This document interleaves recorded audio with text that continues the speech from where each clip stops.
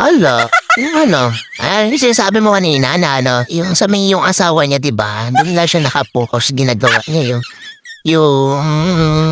dapat gawin ng lalaki para sa asawa niya, yun lang yun.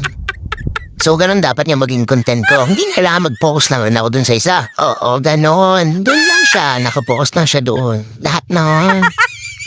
Basta, sa pag-isa asawa niya siya nakapokus. Ewan, paano kung two-timer? Hindi nga. Wala naman. Lahat ng two-timer, mahigit sa isa.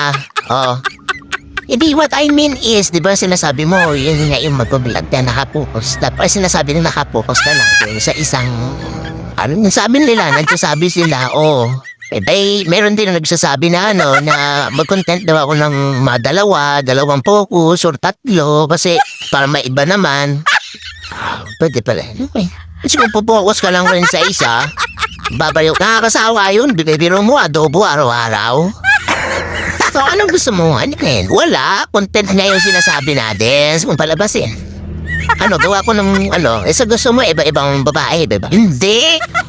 Content nga, hindi babae. Kaya sabi, focus ka lang sa isa eh. Focus ka lang sa akin.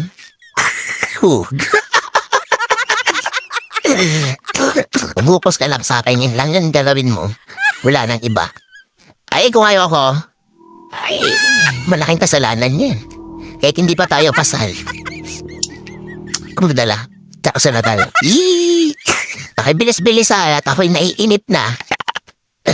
W.